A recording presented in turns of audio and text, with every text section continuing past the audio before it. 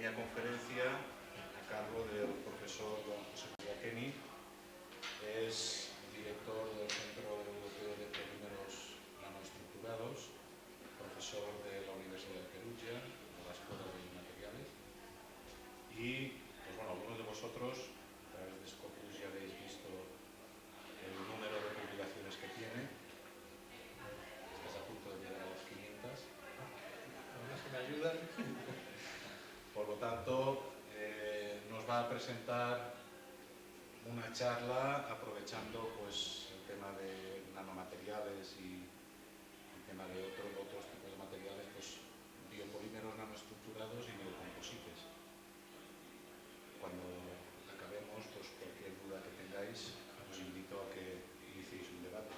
Os dejo con el profesor. Muchas gracias, Santi. Gracias por la introducción y gracias por la posibilidad de estar acá en Alcoy, entre amigos, como siempre. He preparado una charla, no es tan pequeña, pero cuando ya empieza a haber muchos bostezos la voy a hacer más corta. Sobre las actividades que hemos hecho en los últimos años en el tema de bio-nanocomposites. Hace unos 10 años creo que fue la primera charla que di de nanotecnologías y contaba que, bueno, la palabra clave en aquel momento, sobre todo para conseguir financiación, era nano. Todo tenía que ser nano. Ahora últimamente es bio-nano y probablemente la próxima charla que dé en un par de años será green, porque ya empezamos con lo de green chemistry, green technologies, etc. Esperamos que podamos seguir trabajando en la investigación, que la situación está bastante complicada. Entonces, entrando en el tema, se puede afrontar de muchas maneras. Un pequeño detalle, ¿qué es lo que es bio? Eso doy una pequeña introducción de un minuto, porque hay mucha, digamos, anarquía en el término de biopolímeros. Hay por lo menos dos condiciones o dos posibilidades. Una, que obtengamos el polímero de fuentes naturales. Si consigo utilizar una fuente que no sea el petróleo, estoy haciendo un biopolímero. Típicamente se puede utilizar, por ejemplo, el etanol para producir etano, eteno y después hacer polietileno, como están haciendo en Brasil, para hacer polietileno de origen natural. O puede ser que sea un material que sea biodegradable. Son dos cosas distintas, o de origen natural o biodegradable. Por ejemplo, el polietileno hecho en Brasil de origen natural no es biodegradable. Hay algunos polímeros que tienen las dos condiciones, que sea de origen natural y que además sea biodegradable. Hoy vamos a hablar de PLA, que es digamos, el poliláctico, que tiene esas dos condiciones. Es de origen natural y es además biodegradable. Pero en literatura van a encontrar el uso de biopolímero, digamos, alternativamente sobre todo este tipo de materiales. Y la actividad que más nos está caracterizando en este momento es el uso del PLA como biomaterial por uso dentro del cuerpo. Esa es otra acepción de lo que es bio, lo que es biocompatible. O sea que ya tenemos tres condiciones que no son, digamos, no necesariamente tienen que ser simultáneas entre ellas. O de origen natural, y o biodegradable, y o biocompatible. El PLA tiene esas tres condiciones. Y vamos, digamos, a centrarnos más que nada en lo que es la biocompatibilidad. ¿Qué es lo que necesitamos para que haya biocompatibilidad de un polímero? Justamente que sea compatible con nuestra principal unidad constitutiva, que son las células. Y para que pueda haber ese tipo de compatibilidad, vamos a necesitar una serie de condiciones, una serie de propiedades. Empezamos por las propiedades de superficie. Superficies que tienen que estar caracterizadas químicamente y que van a interactuar con la célula en algún modo. Vamos a ver cómo podemos modificar esas propiedades y cómo caracterizarlas para garantizar esa biocompatibilidad. Pero vamos a ver también que no es solo un problema de calidad físico-química de la superficie, sino inclusive de propiedades mecánicas. La célula ve la propiedad mecánica del material y se adapta a esa propiedad mecánica. O sea que es importante qué tipo, digamos, de propiedades estructurales vamos a dar al material. También propiedades morfológicas, en este caso directamente la topografía de la superficie. Y también podemos jugar con las propiedades eléctricas. Hemos tenido muy buenos resultados aplicando débiles corrientes eléctricas que favorecen la proliferación celular. Y también vamos a trabajar con lo que es las nanotecnologías aplicadas a lo que ya es el tema de ingeniería de tejidos, que es lo que más vamos a utilizar en este momento. Estas son algunas posibilidades. Digamos que podría terminar con esta slide, porque esto es lo que hacemos. Utilizamos distintos tipos de morfologías superficiales, utilizando distintas técnicas físicas y químicas para modificar las superficies. Entonces así, por ejemplo, utilizando grillas de microscopía por transmisión, podemos modular la calidad de la superficie, ya sea químicamente, porque podemos tratar solo una parte de las superficies, sea físicamente, porque podemos usar distintas grillas que van a dar, digamos, esta estructura reticulada o esta estructura, digamos, a calles longitudinales. Estas son espumas. Cuando hacemos ingeniería de tejidos, tenemos que garantizar sistemas que permitan el movimiento de las células. Entonces, lo que esperamos es que las células puedan moverse dentro de estos sistemas porosos, puedan proliferar, puedan formar nuevos tejidos, y a medida que se va degradando el polímero, porque el PLA o otros polímeros son biodegradables, el tejido va a ir sustituyendo al polímero y va a generar un tejido nuevo. Últimamente se están usando mucho las técnicas de electrospinning. Las técnicas de electrospinning que también permiten la formación de sistemas porosos con el mismo tipo de función. Entonces, nuevamente, el PLA es bastante interesante como polímero, no es el único. Hay otros, el PGA, el PLGA, el PCL, las policaprolactonas, los poliglicólicos. El PLA, dijimos, generalmente es de origen natural. Atención, porque acá se hace bastante trampa. No todo el PLA es de origen natural. Se puede producir PLA también del petróleo. El problema es que cuando tú tienes el PLA ya hecho, no sabes de dónde viene, no tiene un marcador que te dice, lo hice con el maíz, lo hice con un desecho de la patata o lo hice con el petróleo. Pero de todas maneras se puede hacer y se está haciendo mucho con orígenes naturales. Tiene muy buena interacción celular, tiene relativamente buenas propiedades, digamos, morfológicas y también químicas, en el sentido que se degrada. Es interesante el hecho de la degradación, no tenemos tiempo de entrar en el tema, pero es uno de esos polímeros que se degradan solo en condiciones de degradación. No se degrada en cualquier condición. Inclusive hay ya fábricas de agua mineral que están poniendo agua mineral embotellada en PLA y no se degrada porque tenga agua mineral adentro, obviamente, si no se permitiría la venta. Solo cuando se ponen en condiciones de compostar, alta humedad y relativamente alta temperatura, entra en un proceso degradativo que tengo que agregar un medio de cultivo suficientemente agresivo para que empiece a degradar. Obviamente, nuestro medio interno es un medio suficientemente agresivo. Si a mí me ponen un parche de PLA para ponerme una droga al interno del cuerpo, eso va a ser degradado por parte del cuerpo. Se puede nanoestructurar bien, y esto lo vamos a ver, ya sea superficialmente que en forma de nanoesferas, y utiliza técnicas de procesamiento normales. Podemos usar extrusión, injection molding, digamos, todas las técnicas que utilizamos normalmente con otro tipo de polímeros. Con lo cual da buena versatilidad. Y un poco, digamos, esto es lo que ya he dicho, vamos a tratar de generar superficies adaptadas a la interacción con las células y, digamos, verificar la posibilidad de proliferar distintos tipos de células, inclusive células madre, con lo cual hemos trabajado mucho con el Departamento de Medicina de nuestra Universidad de Perugia, y ver, digamos, todas las posibles propiedades que vamos a tener en lo que es el tema general de ingeniería de tejidos. Empezamos con las superficies. En este caso nos gusta recordar que trabajamos también en materiales compuestos. Cuando trabajamos en materiales compuestos siempre decimos que un material compuesto está hecho de tres partes: la matriz polimérica, las fibras y la interfase. Si no hay buena interfase entre la matriz y las fibras, no hay transferencia de carga y no hay buen material compuesto.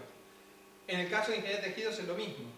Tenemos nuestra célula, tenemos el polímero, pero tiene que haber una buena interfase. para que haya un buen, digamos, la célula no va a proliferar si está sola, si está suspendida en el aire. La célula tiene que encontrar un buen pavimento, una buena superficie sobre la cual adaptarse y generar lo que se llama el cell attachment, o sea, cómo se pega la célula a la superficie. De cómo se pega la célula a la superficie va a determinar qué pueda generar los tejidos. Y el pegamento, en este caso la interfase, es una proteína que genera la misma célula. O sea, la misma célula está generando su propia interfase, pero la va a generar si encuentra una superficie adapta. Entonces, vamos a ver todas las posibilidades para modificar esa superficie, cambiar la topografía, cambiar la cristalinidad, cambiar la hidrofilicidad o hidrofobicidad de la superficie, la rugosidad y obviamente la composición química. Y todo eso va a determinar que haya una buena interacción generalmente de la proteína. O sea, ya no es más la célula como tal, sino que es la interfase proteica que genera la misma célula. Va a generar típicamente una porosidad porque el oxígeno es agresivo sobre la superficie y nos vamos a poder generar, digamos, superficies con distinta rugosidad y distintos tipos de tratamiento. Lo que vemos acá es cómo después de 5 minutos de tratamiento con oxígeno cambia totalmente la calidad de la superficie, generando una superficie que es mucho más hidrofílica, en el sentido que cambia el ángulo de contacto para generar ese tipo de problemas.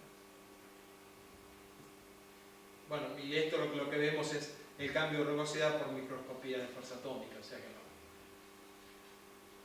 Entonces acá lo que hicimos fue utilizar otra vez el tema de las grillas de TEM. Utilizamos la grilla de TEM y otra vez hicimos el tratamiento y lo que cambiamos fue poner, en este caso, una BCA. La BCA es una proteína que no me acuerdo cómo se llama, si está escrito por algún lado. Es la... bueno, no me lo voy a acordar nunca. Es una proteína, la BCA. Solo que le pegamos una fluoresceína, de tal manera que fuera fluorescente. Y lo que vemos es que después de aplicar el tratamiento con el oxígeno a la superficie, utilizando siempre la grilla de TEM, el tratamiento está solo en las islas y solo en las islas se pega la proteína. O sea que estamos demostrando que ese tratamiento es, digamos, potencialmente muy interesante para que la proteína se pegue en la superficie. Esto es solo agrandar lo que vemos acá. Bueno, y esto es un poco la biocompatibilidad gracias al tratamiento de oxígeno, y lo que vemos es cómo crece esa biocompatibilidad después de, digamos, en función del tiempo. Este es el crecimiento de las células. Al final, siempre el que tiene mayor tratamiento con oxígeno es el que tiene mejor biocompatibilidad. En este caso el tratamiento es un poco distinto porque empezamos a tratar con otro tipo de materiales, a cambiar otra vez, como siempre, digamos, la calidad de la superficie. Y lo que llegábamos era al cambio de porosidad por el tratamiento con oxígeno. O sea, el tratamiento con oxígeno nos está generando superficies cada vez más porosas, digamos, con macro y micro porosidad, como vemos en este caso, digamos, con tratamientos que inclusive llegan a casi a degradar el material, porque acá tengo una oxidación ya demasiado fuerte. O sea que tenemos mecanismos para controlar el tipo, digamos, de superficie que queremos hacer, trabajando con plasmas de oxígeno. En este caso tenemos el resultado final, digamos, con plasmas de oxígeno, plasmas de argón, plasmas de tetrafluoruro de carbono. El plasma de tetrafluoruro de carbono lo que va a generar es una superficie fluorurada. Prácticamente en el plasma se va perdiendo los átomos de flúor, los radicales de flúor, que después van a ir a atacar la superficie del material.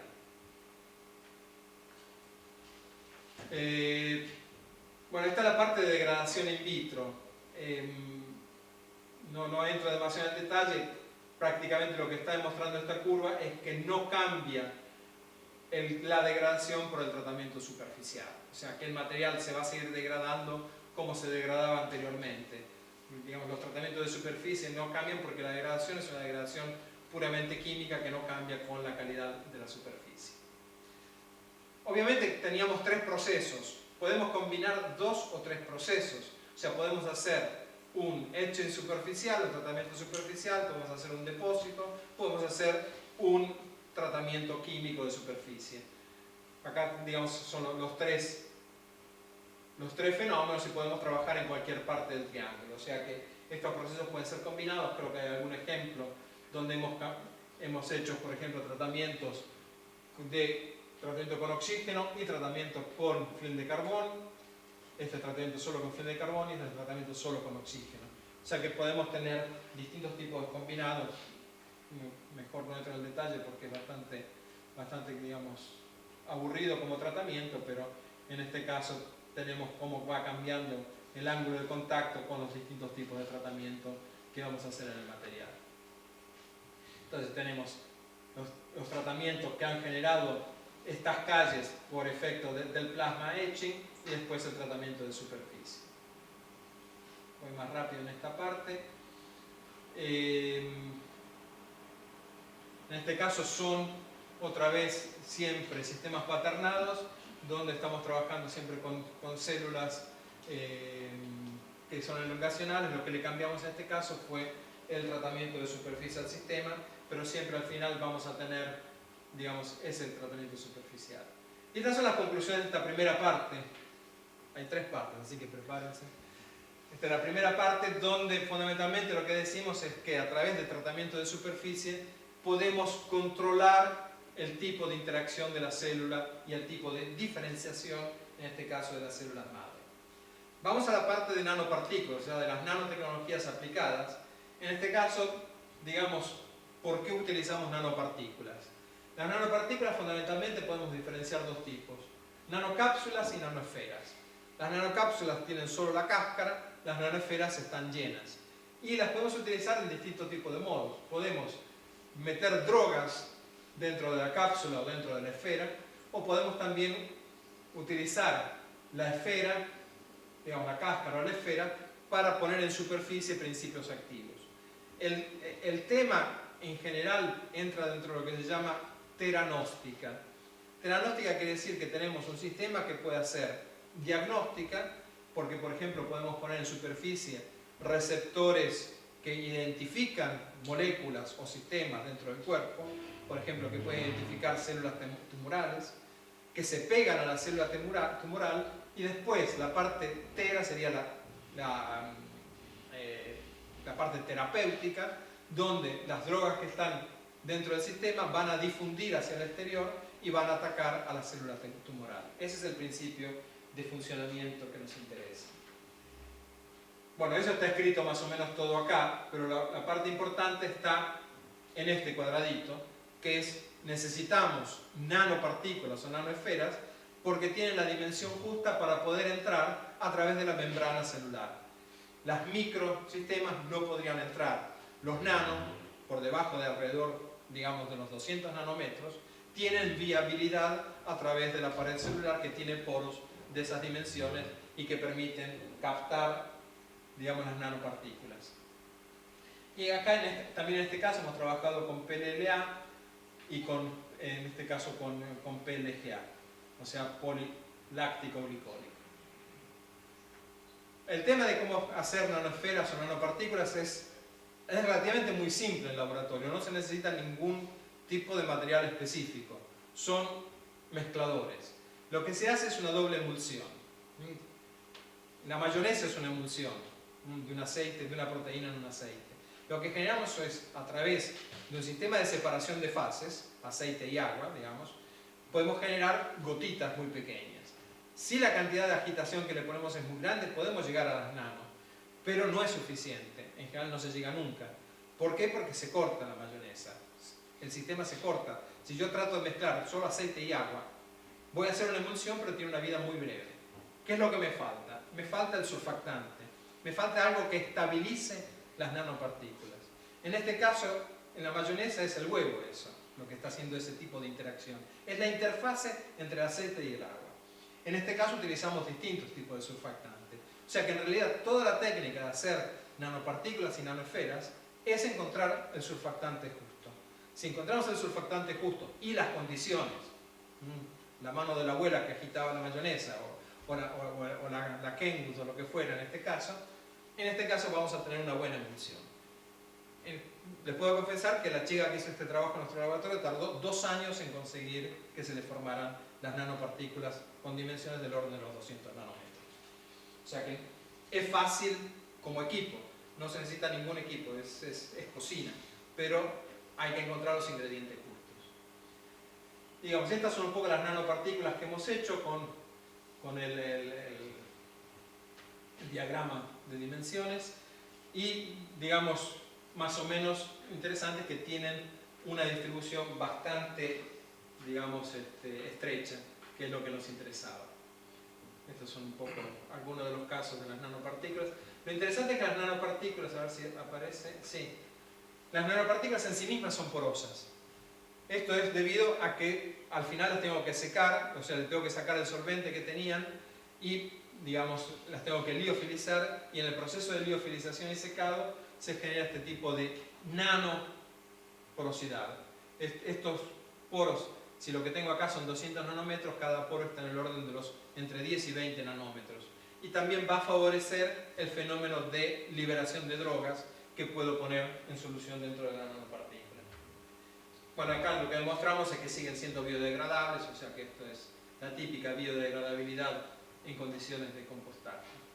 Y lo que hicimos en este caso fue agregar la proteína, siempre esa famosa BSA con fluoresceína, dentro de las nanopartículas y ponerlas en contacto con las células y ver si hay una internalización. En este caso, lo que nos interesa es controlar el hecho de que sean fagocitadas dentro de la célula, que puedan penetrar a través de la pared celular.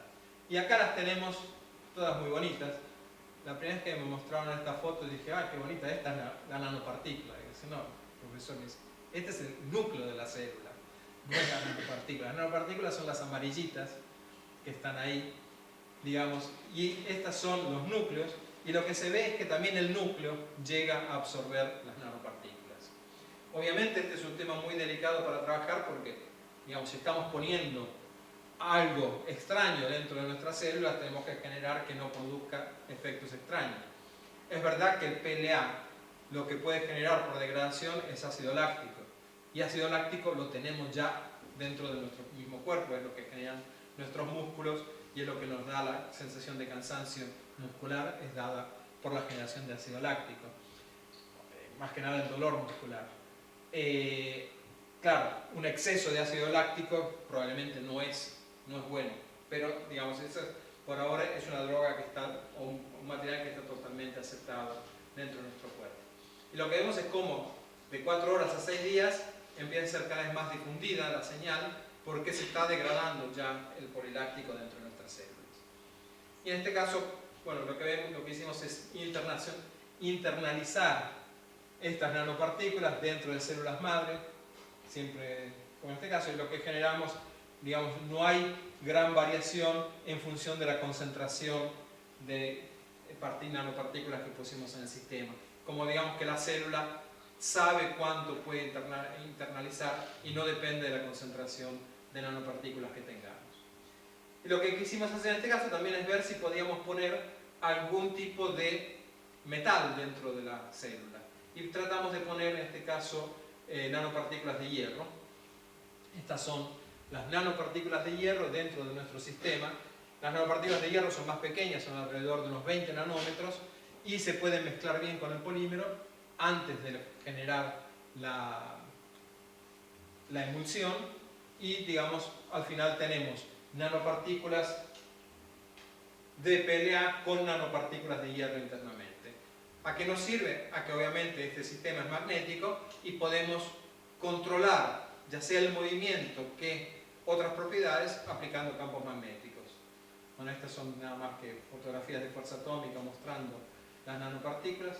Oigan, ¿dónde está? Me robaron un slide. Bueno, había un slide que demostraba cómo aplicando un campo magnético a esto se genera lo que se llama la hipertermia. Prácticamente, aplicando un campo magnético el sistema se calienta, genera calor y ese calor puede destruir la célula en la cual está en contacto.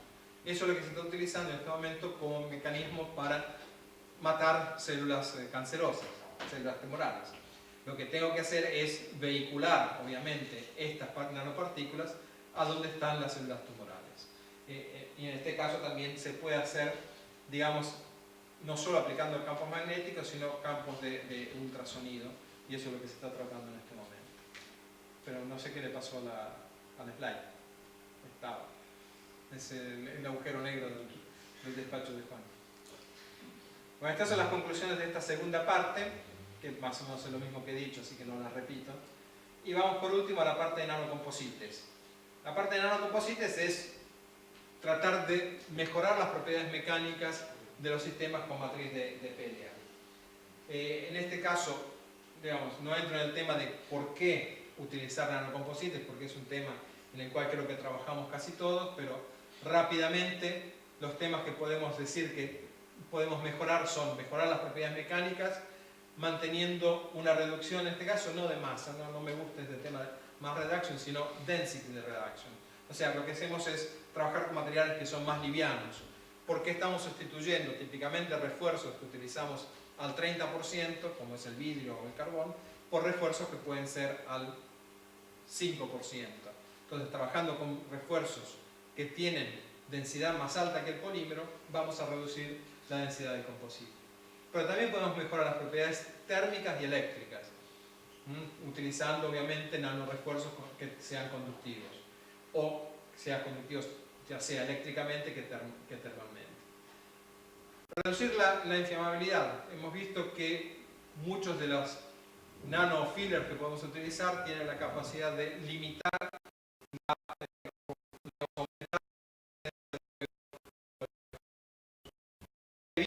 pero sí pueden reducir la velocidad con la cual el fuego se propaga en muchos polímeros. Y pueden generar barreras útiles a los sistemas permeantes, barreras a los gases, pero también barreras al calor mismo.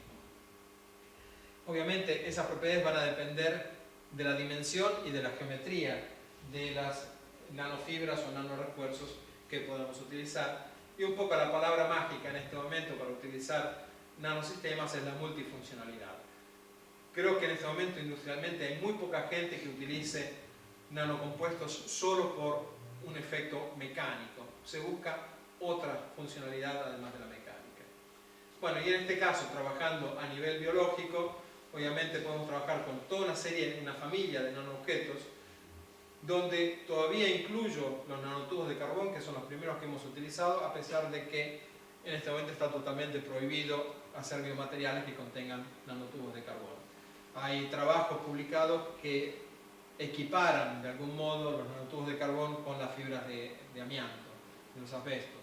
Es un poco exagerado probablemente como enfoque, pero se han encontrado, digamos, penetración de nanotubos a nivel de pared celular y de pared de núcleo, con interacción con el material genético, con lo cual, digamos, es bastante peligroso y está totalmente eliminado. Nosotros creo que fuimos el único grupo que trabajó en un proyecto europeo allá por el año 2002, donde desarrollamos biomateriales para, digamos, para prótesis con nanotubos de carbón. Y lo que encontramos es que a los conejitos, eso se hizo en el Instituto de Biomecánica de Valencia, que a los conejitos que le sacaron un pedacito de hueso y se lo sustituyeron por PLA con nanotubos de carbón, la velocidad con la cual le creció el hueso fue 4 veces mayor que si no tuvieran los nanotubos de carbón. Fue rapidísimo. Y los conejitos salieron corriendo, o sea que estaban vivos, estaban bien vivos. Después no sé qué les habrá pasado. Vamos a concentrar de todas maneras sobre que se los habrá comido con nanotubos de carbón. Entonces, el tema es el tema de los scaffold poliméricos. La traducción de scaffold en castellano es andamio. Seguimos utilizando la palabra scaffold, que es más normal. Y como dije antes, ver cómo mejorar la interacción celular. Otra vez, el andamio necesita tener una estructura de poros que sea de la dimensión celular, que es micro. O sea, ¿qué hacen los nanos acá si me sirven los micro? Los nanos van a estar típicamente dentro del scaffold, dentro de las fibras, para, digamos, mejorar las propiedades. Y vamos a ver algunas de las posibilidades. voy más rápido. Bueno, este fue el primer tema que hicimos con los nanotubos de carbón. Y lo que encontramos, bueno, buena mejoría de las propiedades mecánicas. En este caso podemos hablar de mejoría, Juan, porque había un incremento ya sea del módulo que de la resistencia de atracción e inclusive de la elongación. Para los que son más jóvenes, cuando trabajamos en composites es imposible tener un incremento del módulo y un incremento de la resistencia de atracción y de la elongación. Generalmente una cosa me arruina la otra. Si mejoro el módulo, voy a tener un sistema con menor elongación y menor resistencia. Con nanocomposites hemos conseguido que todos los temas puedan aumentar. Que pueda aumentar ya sea el módulo, que la resistencia de atracción y que la elongación a rotura. Y, digamos, hicimos análisis de biocompatibilidad en ese momento. Y la biocompatibilidad nos dio muy bien. Prácticamente los valores son casi los mismos. Se reduce un poco, es verdad. Digamos, esto es el PLA sin los nanotubos, esto es con distintos tipos de nanotubos, pero no era una reducción importante. Lo que pasa en este caso es que estamos trabajando sobre superficies, o sea, el nanotubo está en superficie y no está individual. O sea, el problema es que cuando el nanotubo se empieza a liberar y empieza a viajar individualmente, en ese caso sí puede producir problemas de penetración dentro de la célula. Bueno, estas eran las propiedades eléctricas. Lo que vemos acá siempre es el tema de la percolación, percolaciones que están típicamente por debajo alrededor del 0,5%. Esto depende de la técnica de mezclado que utilizamos. Y en este caso, como les dije, aplicando corrientes débiles, aumentaba de 4 veces la velocidad de proliferación celular. Voy más rápido porque no nos interesaba. Estas son, digamos, algunas fotografías demostrando que al final puedo llegar a tener dentro del polímero nanotubos individuales, o sea que un buen mezclado, como en este caso, genera una buena distribución de los nanotubos, pero también es peligroso desde el punto de vista de los nanotubos que están dando vueltas. Y en este caso eran interacciones con células madre, donde no hay ninguna variación por la presencia de los nanotubos, o sea que en este caso no había ningún efecto ni positivo ni negativo sobre las células madre. Voy más rápido, pensé que son muy bonitas estas. Acá hay diferenciación, en este caso son de células musculares. Y vemos cómo se empiezan a formar las elongaciones de las células musculares. Perdón que voy más rápido porque esta parte es siempre diferenciación muscular con distintos tipos de nanocargas. Y vamos a las membranas, que son siempre nanocomposites, o sea que no es que los engañé. Son nanocomposites hechos por electrospinning. El electrospinning es una técnica también muy interesante porque es bastante accesible como técnica. Se puede hacer en casa, una cosa por el estilo. A Santi, que le gusta hacer cosas en casa.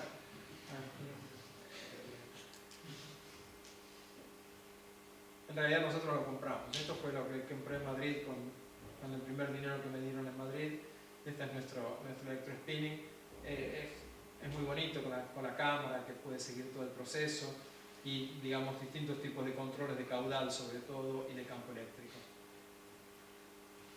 Y al final, en un colector recibimos las fibras, jugando con el campo eléctrico, con el caudal y con la distancia, podemos llegar a generar nanofibras en el sistema. Y en este caso hicimos el trabajo poniendo hidroxiapatita dentro del PLA. La hidroxiapatita porque es, digamos, el mineral que forma nuestros huesos y se puede conseguir en forma de nano. Entonces lo que hicimos fue distribuir la hidroxiapatita dentro de la solución de PLA, ponerla en suspensión y generar las fibras. Estas son microfibras, no son nanofibras. Hay bastantes problemas de deformación por la presencia de hidroxiapatita, acá tenemos 8%, y empezamos a ver los aglomerados de hidroxiapatita en el sistema. Cuando hicimos el tratamiento con rayos X, en realidad no se ve, bueno, es el sistema del SEM, esto es seguir los distintos elementos, y lo que se ve es que hay una muy buena distribución. Acá se ven algunos aglomerados, siguiendo el calcio, por ejemplo, pero digamos hay una buena distribución de las nanopartículas dentro del sistema. Este es exactamente este sistema, midiendo los distintos contenidos de carbono, oxígeno, fósforo y calcio. El calcio es el que nos da, digamos, una fotografía mejor de la distribución. Y acá vemos ya las células como están en muy buena salud. Nuestros biólogos nos dicen que, digamos, estas células están en buena salud, se pueden ver estos filípodos, nos están diciendo que está bien enganchada a la superficie y están en situación de reposo. Acá suelo decir una broma, un poco subida de tono, pero no es eso, sino que es de doble sentido, digamos. Se dice que las células están relajadas, y cuando las células están bien relajadas es cuando más fácilmente se reproducen.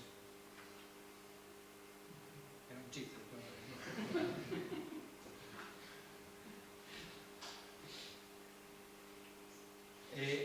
El tema era, digamos, que están tan relajadas las células, o sea, que ven la presencia de hidroxiapatita, y las células madres en este caso, lo que se dan cuenta es, si estamos en contacto con hidroxiapatita, quiere decir que tenemos que ser células osteoblastos, o sea, tenemos que generar hueso.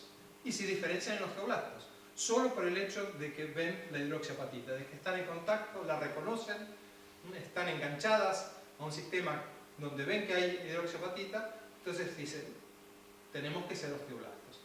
¿Cómo funciona el osteoblasto? El osteoblasto es simplemente una célula que digiere sus alimentos y que genera residuos sólidos minerales, que son nuestros huesos. Así se forman los huesos, por continua excreción de los osteoblastos de sistemas microcristalinos, digamos, de hidroxiapatita, fosfatos fundamentalmente de calcio y magnesio. Entonces, la célula madre, que no tenía nada que ver con eso, cuando ve que está en presencia del mineral, dice, entonces me toca hacer osteoblasto. O sea, el factor de diferenciación es externo, no es interno a la célula. Digamos, para mí son siempre cosas que me maravillan, digamos, que nuestro cuerpo pueda funcionar de ese modo y que podamos de algún modo mimetizarlo, digamos, hacer biomimética. Esta parte la hago rapidita porque son en general sistemas ternarios, nanocomposites ternarios. Obviamente podemos hacer nanocomposites poniendo todo lo que nos sirva. Si queremos una multifuncionalidad, le ponemos distintas nanopartículas, cada una podrá tener una funcionalidad distinta. En este caso, por ejemplo, hemos puesto nanotubos de carbón y plata. La plata es antibactérica, el nanotubo es conductor eléctrico. En este caso lo que hicimos es poner celulosa dentro de las nanopartículas. La celulosa funciona como surfactante también, o sea, se coloca justamente en la interfase en la emulsión y genera una nanosfera recubierta de celulosa. También lo hicimos con los arginatos, con los quitosanos, o sea, hay distintos tipos de posibilidades. Ya, una vez que tienes una técnica, obviamente la hemos explotado y así se consiguen hacer muchas publicaciones, obviamente, porque cada vez que cambiamos una composición sacamos un paper. Pero bueno, lo importante es hacerlo bien. Y bueno, por reconocimiento al Grupo de Madrid, quería presentarles rápidamente los copolímeros de PLA-PCL con memoria de forma. La memoria de forma da por un seminario en sí mismo. Es un tema que está muy explotado últimamente y es el hecho de poder tener un sistema que cambie su forma por efecto de un estímulo externo.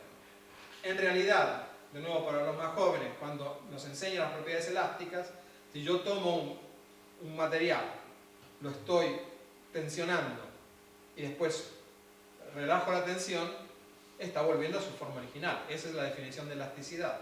Un material es elástico cuando vuelve a su forma original. O sea que en realidad todos los materiales elásticos son materiales con memoria de forma, porque vuelven a su forma original. En este caso, cuando hablamos de memoria de forma, pedimos que el estímulo por el cual vuelve a su forma original no sea un estímulo mecánico, sea un estímulo de otro tipo, que puede ser térmico, eléctrico, magnético o de irradiación, de cambio de pH, en el caso de los hidrogeles.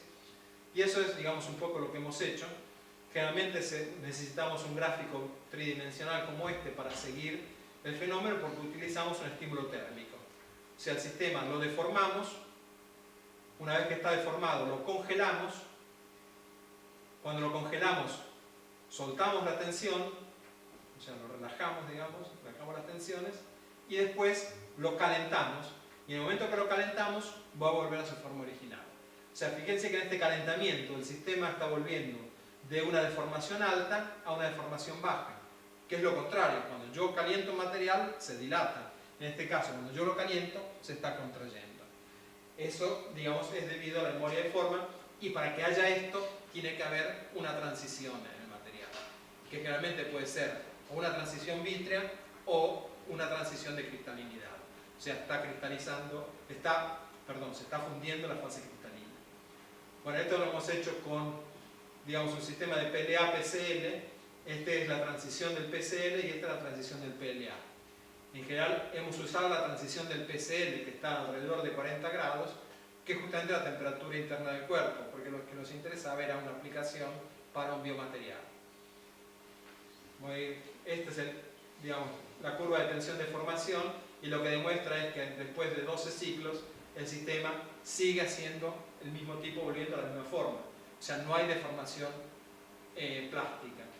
Parece el ciclo de una goma, pero en realidad no es solo un ciclo de tensión de formación, sino que es un ciclo de tensión, cambio de temperatura y relajación en el sistema. O sea, estamos cambiando las dos cosas, temperatura y tensiones. Llegamos hasta deformaciones del 350% en este caso. Son poliuretanos generados a partir de mezclas de PLA-PCl. Y acá tendría que salir un pequeño film que muestra, digamos, cómo el sistema, una vez que lo he deformado, estoy aplicando con una lámpara calor, y solo por aplicación de calor el sistema se va a deformar y volver a la posición original que era esta.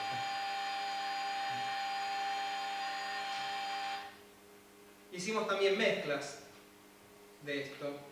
Este es el más bonito. Lo que hicimos, volver a hacer el mismo tipo de sistema.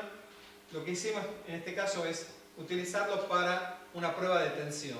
En la prueba de tensión lo hemos deformado el material. Esta es la típica deformación que se genera antes de la rotura, el necking del material. Y a este material le aplicamos la lámpara. Y en el momento de aplicar la lámpara, vamos a ver qué es lo que pasa.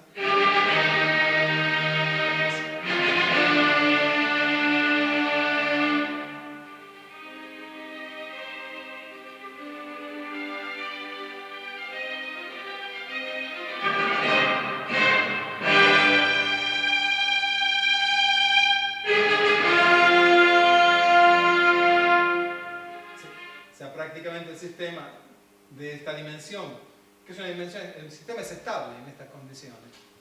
Está a 20 grados de temperatura ambiente, llevándolo a 40 grados, ha vuelto a la posición original, que es la que tenía, digamos, la muestra antes de ser tensionada. O sea, con la memoria de forma ahora se está jugando bastante, pero siempre necesitamos, como decía, un sistema con un comportamiento químico complejo para poder garantizar la memoria de forma. En este caso, como la transición es la del PCl, que está mezclado con el PLA. Bueno, y acá sí termina con reconocimiento absolutamente a toda la gente con la cual trabajamos, y que, digamos, no se puede trabajar si no se tiene muchas relaciones con muchos grupos y mucha gente buena, ya sea en este caso en el grupo de Madrid y en el grupo de Perugia. Un poco de publicidad. El Biopol 2015, no se olviden, en octubre. Y el año que viene el SNP va a ser en Roma. No, el año que viene, 2016. Y muchas gracias.